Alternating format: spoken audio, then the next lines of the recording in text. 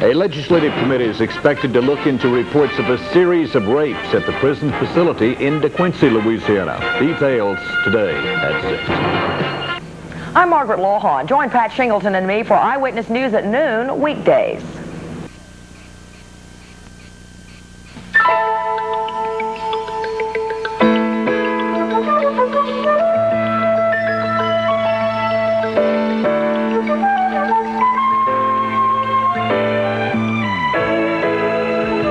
Good morning. It's 6 a.m. Welcome to Tune In. This area's first look at today's news and information.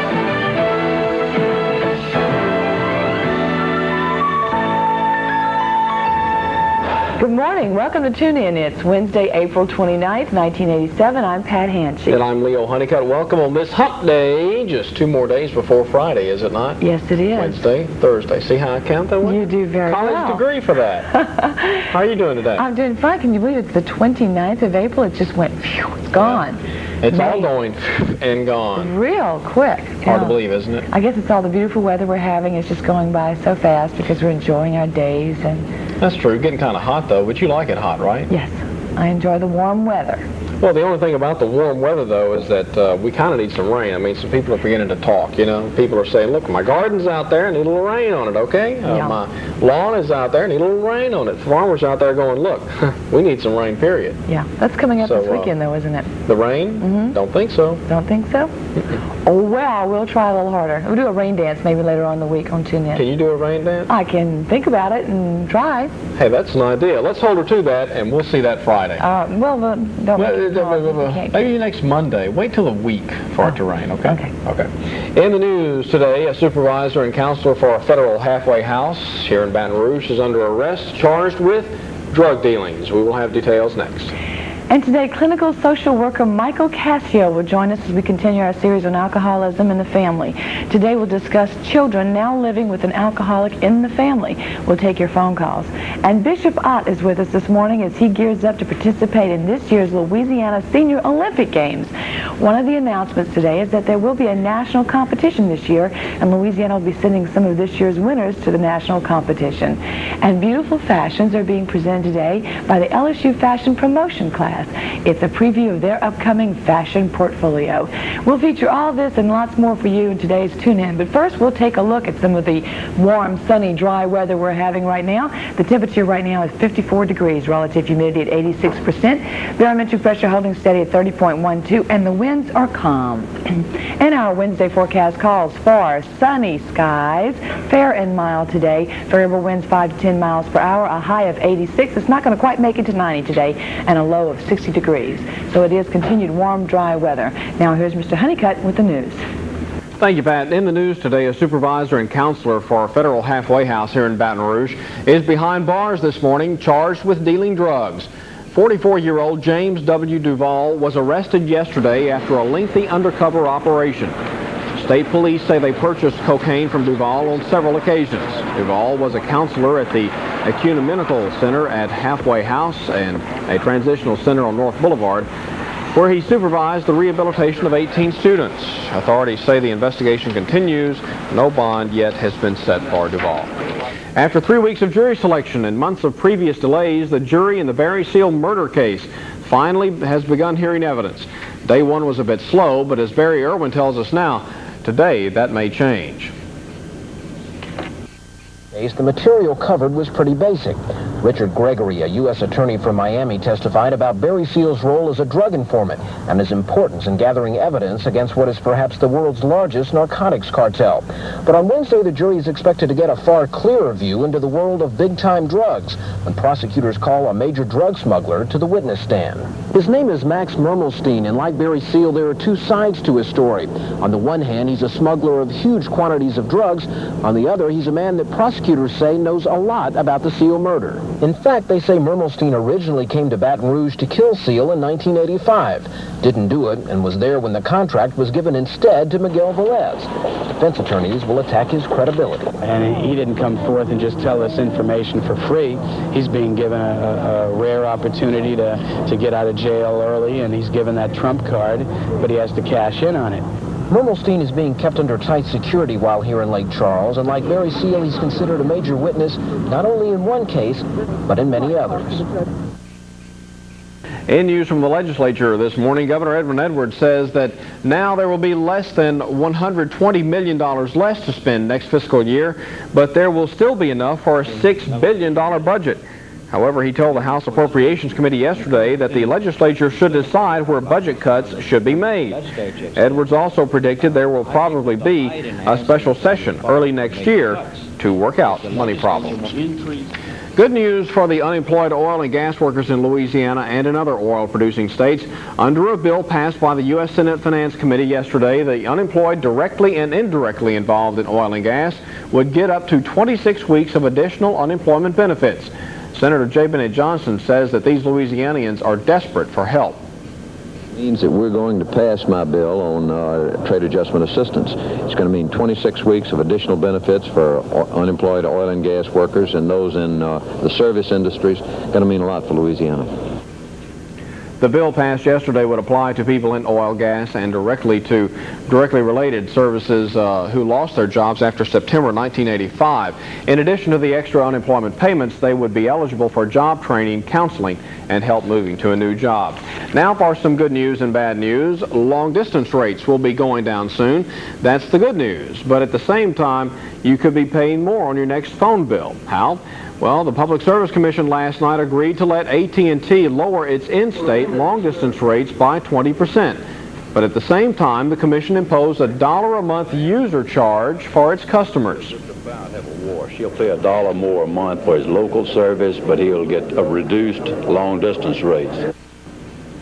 AT&T officials say under the new rates, the cost of a call from Baton Rouge to Alexandria will go down approximately 27%. And you ever had things you just can't get rid of, such as garbage? Well, the saga of the wandering garbage continues this morning. It is now headed back to the United States because a government official in Belize, Honduras, says they don't want it either and don't know where the company got that idea to begin with. Now, meanwhile, a Morgan City firm, Marine Shale Processors, has offered to burn the New York garbage at no cost as a public service. But guess what? Martha Madden, Secretary of the Department of Environmental Quality, said Louisiana won't have anything to do with the garbage, will not accept it from that barge. The offer from Marine Shell was apparently initiated by lawyers based in Washington who saw the company's incinerators as a way to solve a lingering and what has obviously become a smelly problem. The Louisiana and federal governments are suing, meantime, the operator of a hazardous waste dump at Livingston for millions of dollars in fines, accusing it of more than 3,000 pollution violations. A Seacoast International spokeswoman said that the company admitted occasional mistakes from 1980 through 1986, but none was a threat to the environment or to public health. None of these mistakes are serious. None of them endanger the environment or the health. And so in the negotiations process, we could not admit to a multi-million-dollar fine based on that. State Attorney General William Gus says that Browning Ferris Industries and Chemical Services Corporation also are named as defendants in the lawsuit filed by his office and the Environmental Protection Agency. In news from around the world this morning, Nicaragua's foreign minister is protesting the shooting death of an American volunteer worker yesterday in a northern village. A note to Secretary of State George Shultz blames Benjamin Linder's death on a counter-revolutionary group under contract to the U.S. government. Now, one Nicaraguan official says he was shot to death in his office by the Contras. The foreign minister says Linder was kidnapped and later murdered. And still another report has him being killed in an attack. Japan's Prime Minister Yoshiro Nakasone leaves Tokyo for Washington today on what a Japanese foreign ministry official calls a crucial visit. Nakasone meets with President Reagan for talks expected to focus on the huge trade imbalance between the U.S. and Japan. And a close vote is expected today in the House on a measure that would force Japan and other U.S. trading partners to reduce imbalances or face sanctions. The vote is scheduled just hours before Japan's Prime Minister is due to arrive on Capitol Hill. And of course, Good Morning America will have the wrap-up of these stories and much more right after tuning at 7 o'clock. Now it is time to get your barge to work on time. Let's check the traffic. Baton Rouge Police are reporting the all-clear sign, no accidents anywhere to report. You should have no problem so far on this Wednesday trying to get to work. Light traffic now, and of course school zones will be in effect in about 50 minutes. And we hope you'll stick around because next, if you want some rain, we don't have it. We do have some good weather, though. And in sports, Knox Nunnally talks with Toby Caston and Carl Wilson on the NFL Draft. This and much more as Tune In continues.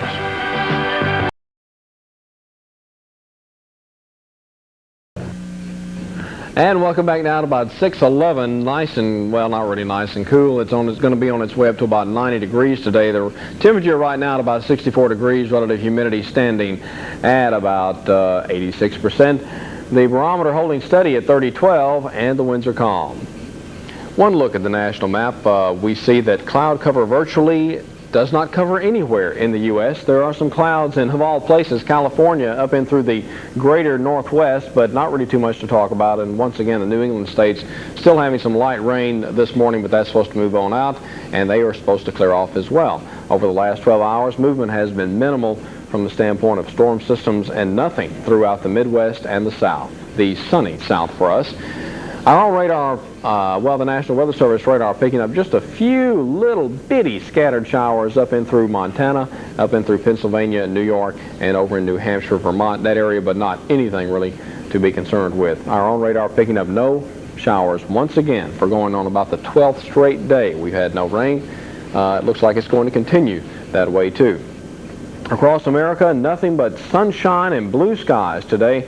Once again, the clouds in California, and there is actually some snow flurries. Get this now, some snow up in the New England and Great Lakes areas, but not really some heavy accumulations up there. Obviously, it is supposed to be summer, right? Right, okay. That's the map for today, and some like it hot. Today it continues that way.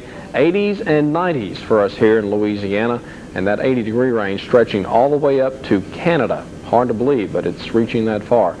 The forecast for today for us here in the Southland, calling for sunny skies again, fair and mild again.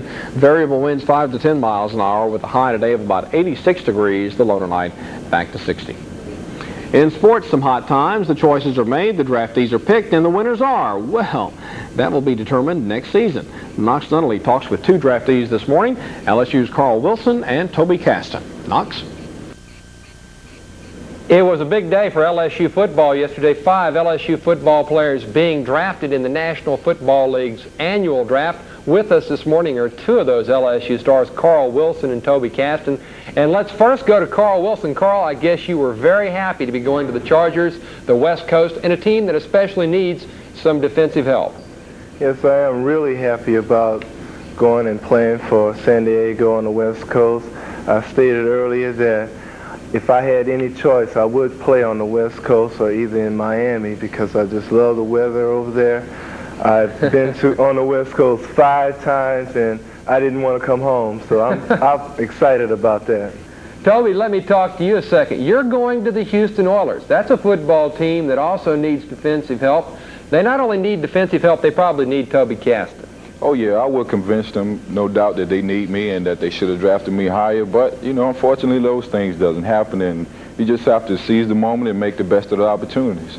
Have you talked to the coaching staff about where you will fit in the scheme of things there yet, Toby? As of this present moment, I haven't spoken with the coaching staff, and I really don't know where I'm going to play, but possibly I'll be playing inside. If push comes to shove, maybe I'll play outside. I feel that I can play at any position and compete with the best of all athletes that they have there. Carl, let me get back to you. Where do you think you're going to fit in the scheme of things for San Diego? Well, right now I talked with the coach earlier yesterday, and Coach Cunningham, he mentioned to me that he wanted me to play right in the same position I played at LSU, and he just wanted to use me as a pass rusher. Last year they had accumulated 60 sacks for the season, and I'm hoping to help them improve on that statistic. And I'm looking forward to playing against my friend Toby. So I'm really cranked about everything. You better watch out, Captain. Listen, I want to thank both of you guys for coming in. Good luck in the National Football League. I am sure both of you folks are going to do extremely well. There they are, Leo. Carl Wilson, Toby Caston, picked yesterday respectively by the San Diego Chargers and the Houston Oilers. That will do it. Well, congratulations to both of them. Thank you very much, Knox. Nice to see you on this Wednesday. And, of course, we want you to stick around because next, an LSU fashion promotions class and their fashion portfolio. That's coming up next, so stay tuned in to see what's hot for the summer fun.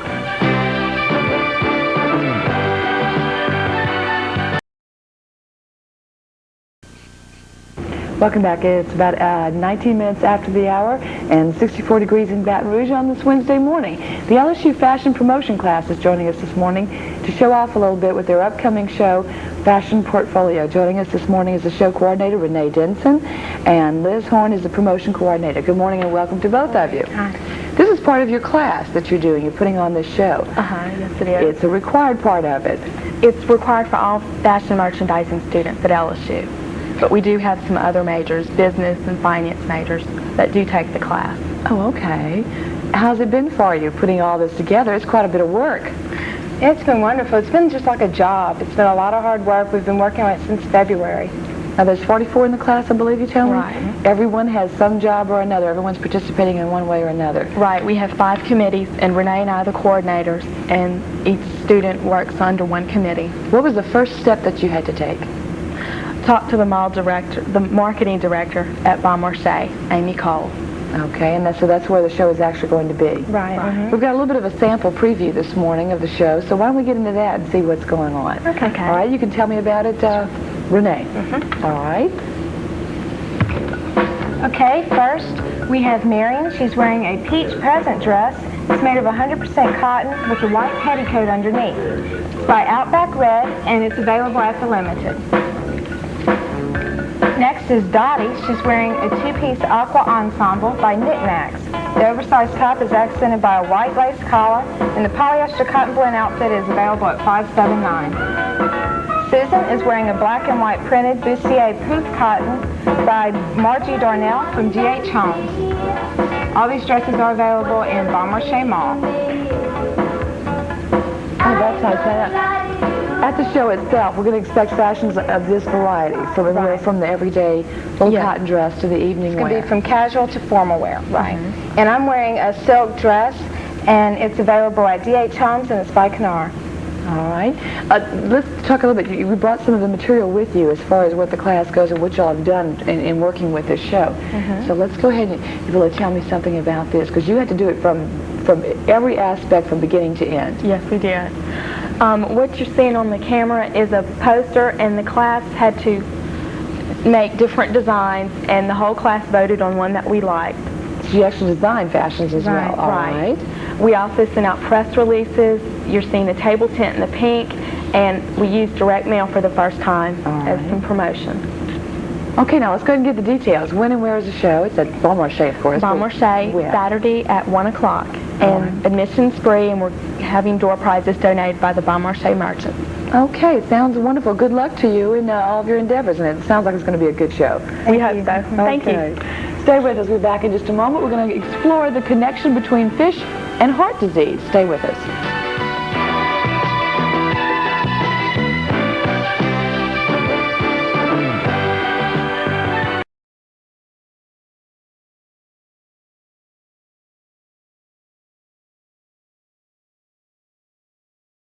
Next time on Bottom Line, Louisiana roach killers Bob and Dedra LeBlanc, inventors of Bengal roach spray.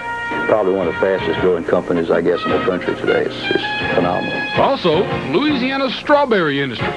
Once a thriving enterprise, today our strawberry farmers are battling the berry giants of California and Florida. And Occidental Chemical President J. Roger Hurl. We've got about 1,000 employees at 4 plants in Louisiana. Saturday evening at 6:30.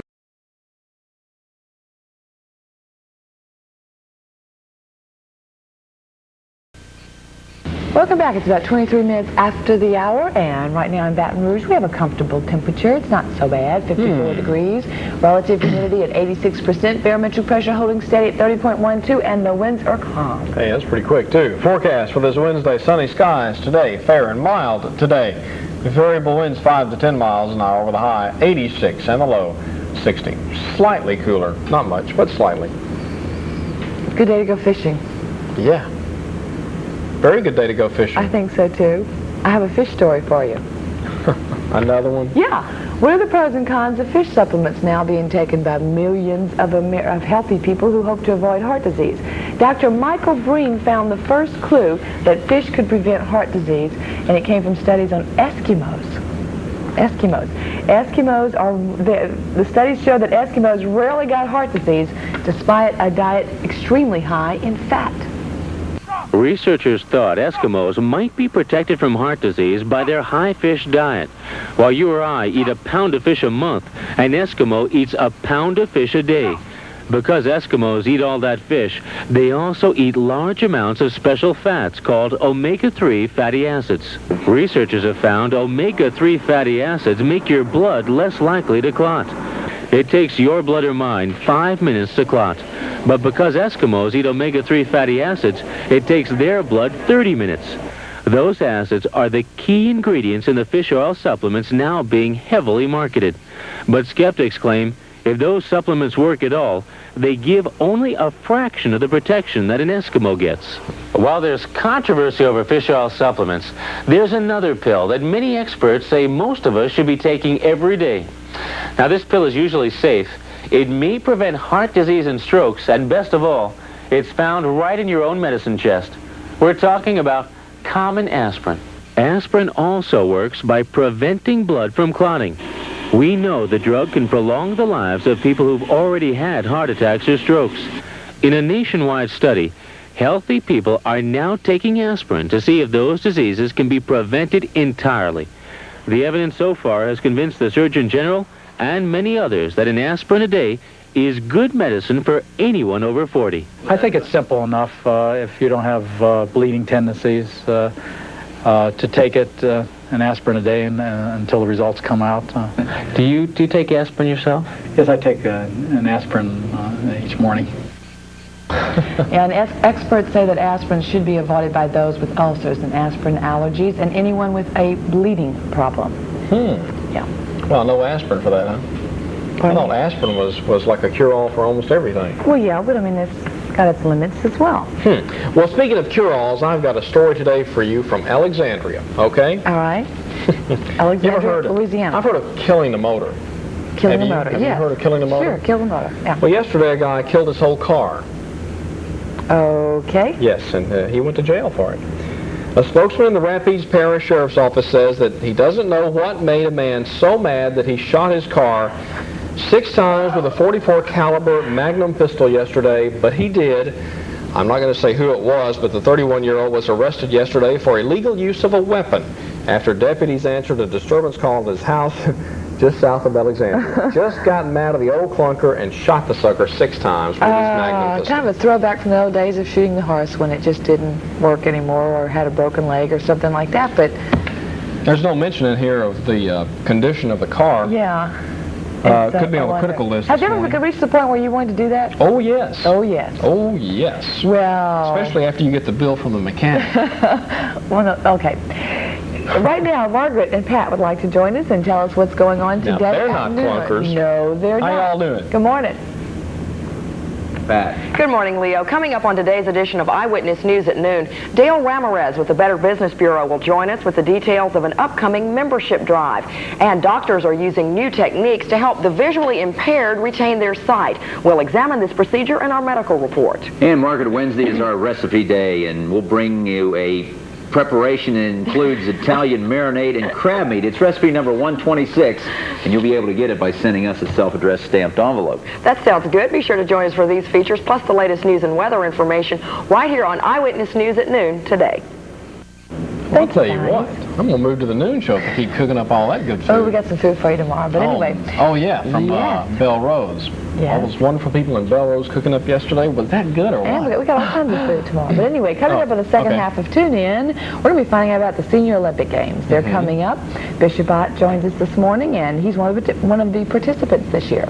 Good deal. Yeah, so we'll find out all about that. Also, we're going to talk with Michael Cassio, and he's here to continue the series on alcoholism. Today we'll discuss children who presently are in a situation where a member of the family is an alcoholic, how it affects them, and we'll take your phone calls, all that and a lot more on the second half of Tune In. Right now, we'll check traffic. Let's do it. Baton Rouge police are reporting the all-clear sign so far. No accidents so far on this Wednesday. Light traffic now, and of course, school zones in effect in about a half hour.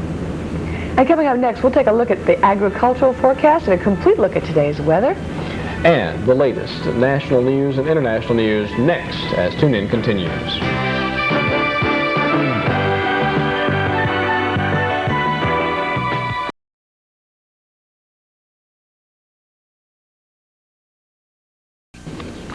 And welcome back now at 6:31 to In News from around the world today. A friend of the family says we as a country killed that boy. He is talking about Benjamin Linder, an American engineer reportedly killed in Nicaragua by U.S.-backed Contras. The Nicaraguan government says the 27-year-old Linder was killed yesterday at a village where he was a volunteer helping the Sandinistas. A protest has been filed with the U.S. State Department.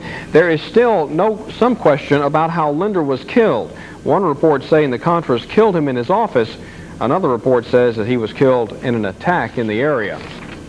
As hearings into the Iran arms scandal draws near, it looks like that President Reagan is not worried that two former aides will draw him deeper into the furor by implicating him.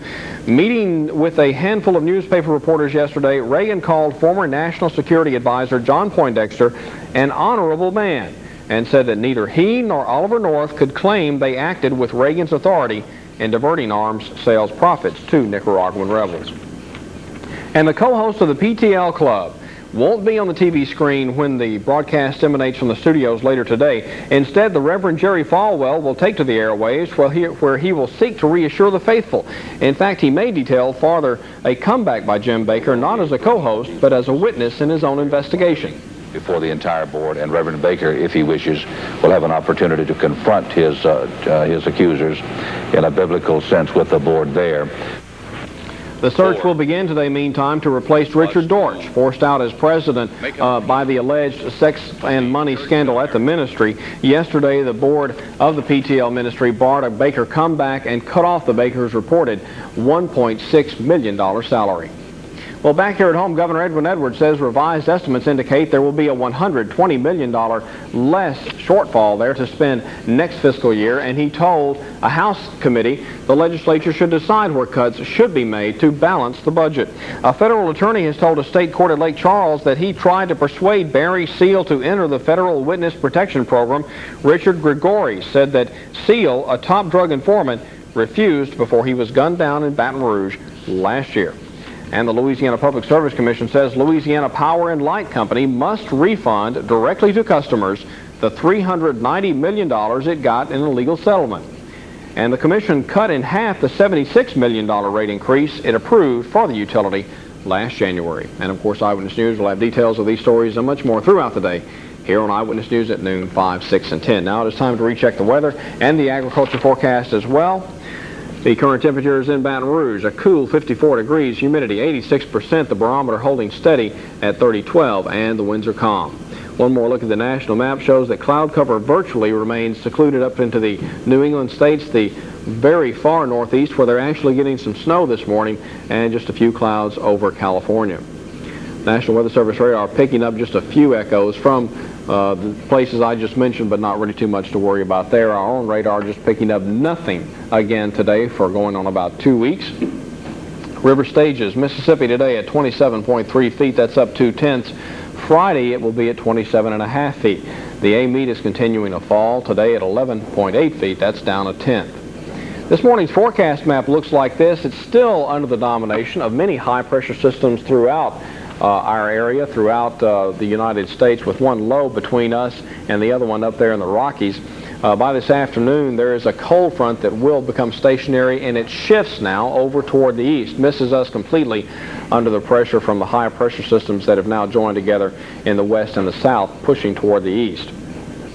The highs today continues to be rather warm, as summer is definitely here in the Southland. Well, summer is also going to go up into the Midwest, all the way up into Canada. 80-degree range for most of America, and even some 80s and 90s for Texas and Louisiana. The lows tonight dipping down into the 50s and 60s. Agriculture forecast, if you're headed out to the farm fields today, no rainfall expected today again. High drying potential again. Minimum relative humidity about 40% with maximum sunshine expected. And stay tuned in, because next we will come back with details of the Louisiana Senior Olympic Games. Bishop Ott is entering the 400-meter swimming event. Well, we know who's on his side. We'll tell us what urged him to get involved next.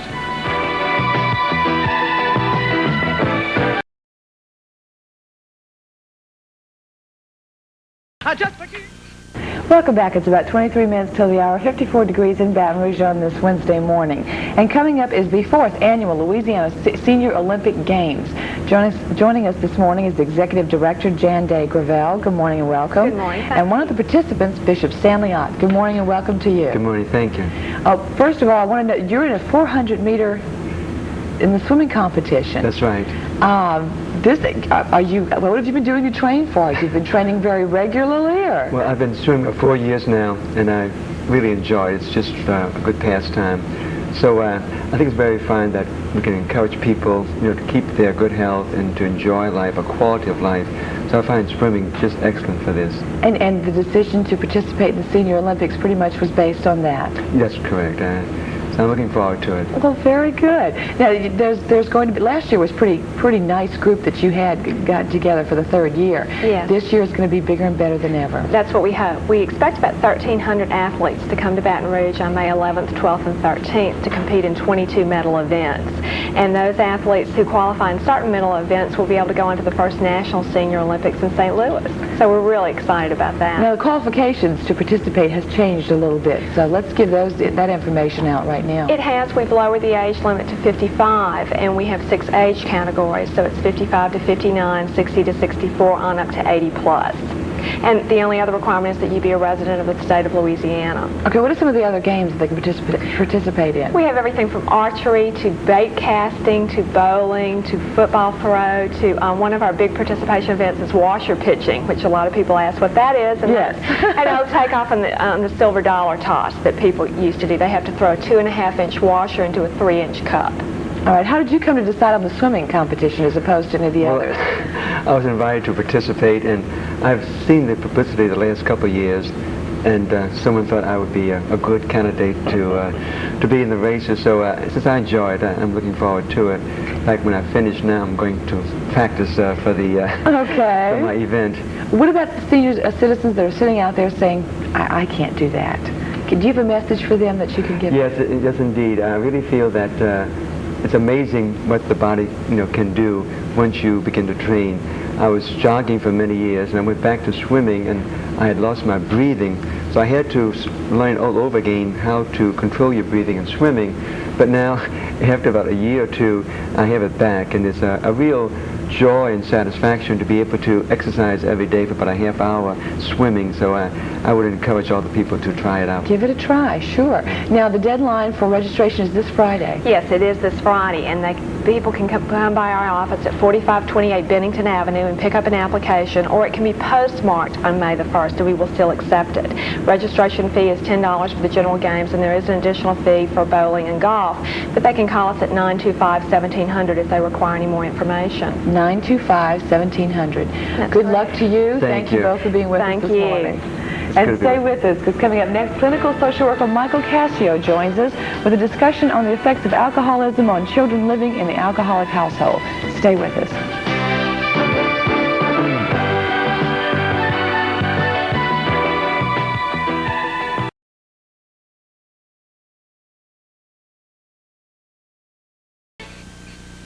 And welcome back. It's about 19 minutes till the hour, 54 degrees in Baton Rouge on this Wednesday morning. Social clinical worker Michael Cassio joins us this morning, and we're talking about alcoholism. We've had a series on this, and today we're talking about children in an alcoholic household and the effects on them. Good morning and welcome to you. Good morning, Pat. They are affected.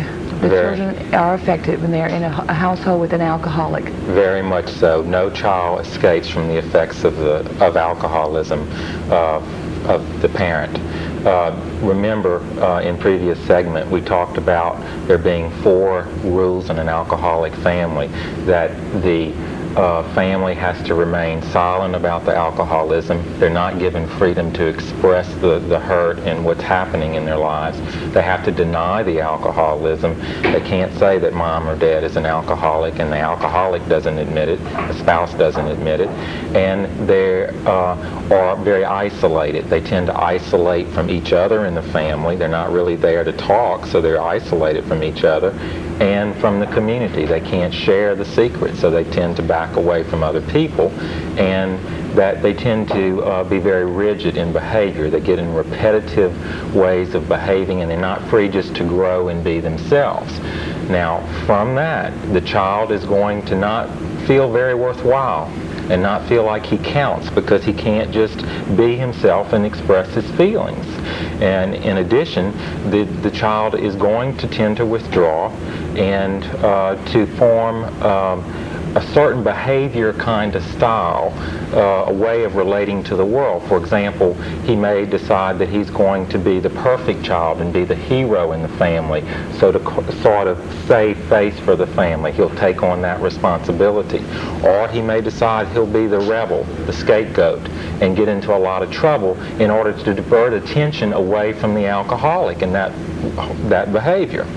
Or he might decide that he'll just withdraw and kind of lose himself, and will be the child that you never notice, that is very shy. Rather detached. That's right, very detached.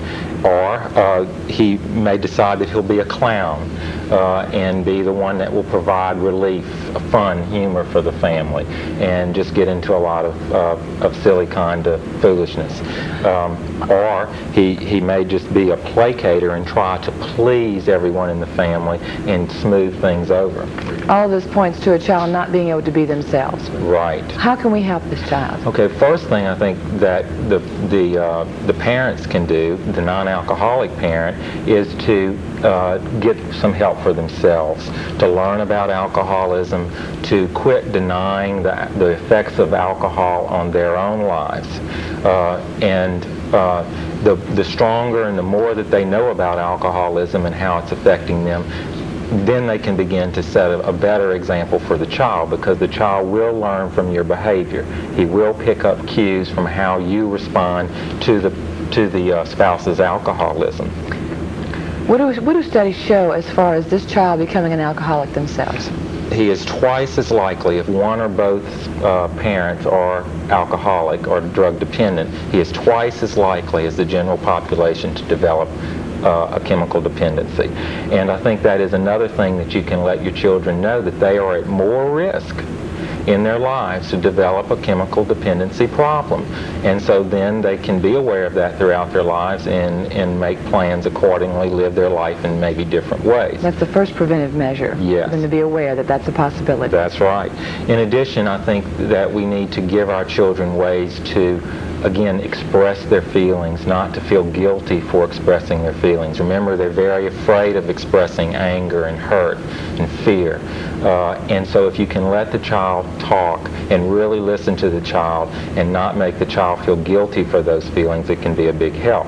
Often you can help the child by letting them know that there's a difference between being very angry at the parent and not loving the parent. So you can be angry and not like the behavior and yet love your mom and dad. That's a pretty heavy load for a child to have to carry. It is a very heavy load. Okay, we're out of time right now. We're going to take a break because we do want to allow time for people to call in and ask you questions of you. The number to call is 336-2335. We'll be back in just a moment, and you can talk with Michael Cassio.